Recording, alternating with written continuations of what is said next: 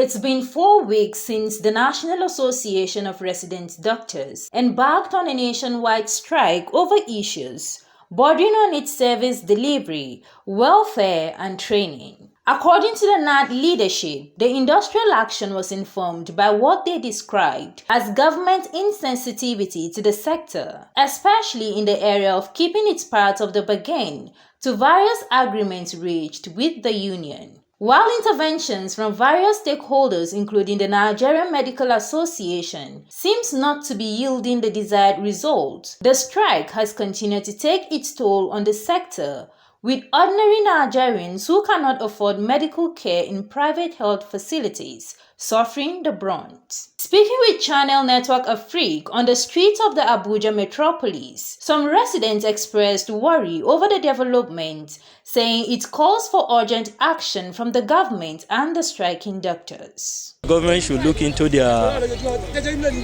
complaint and their demand. That is all we need for them. But the doctor also, they should look at the economic aspect of other way around, to look into it and look at the poor masses, because it also affects their brothers and their sisters. The more they're on strike, people will be dying. And what a patient needs is a doctor to cure him or her, his or her sickness. So government should do everything possible to make sure that that doctor will not be on strike. And whatever they promise to doctor, they should do it. The federal government needs to work very, very hard to make sure that everything is properly organized, and they have to treat doctor very, very well, because they are the head of health officials when it comes to health medical attention. They further condemned government's decision to seek refuge in courts. Why should not pay doctors? And this cajoling, ensuring, manipulating, to ensure that the doctors come back with the so-called court injunctions, that the doctors should, go back to work, cannot work. Aspect I'm disappointed is going to court against the doctors. That's the only aspect I'm not happy about.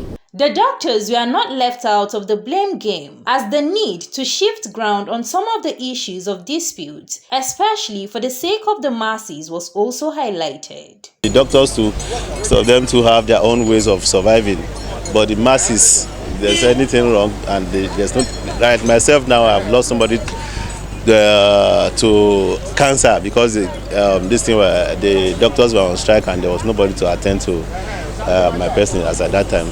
This is health we are talking about, and it's so unfortunate if doctors should go on strike for that long. It's quite unfortunate. They are human beings too. They have children in the university. They have wives. They have siblings. They have dependents to take care of. There's no way you will put in your best. So while I will advise doctors to have compassion, I think there must be some basic standard before they can show such compassion. They, however, urged both parties to return to the negotiating table and resolve the differences, insisting that the trend of industrial actions in the health sector is fast becoming a cause for great concern. Kalang Booker, CNN News.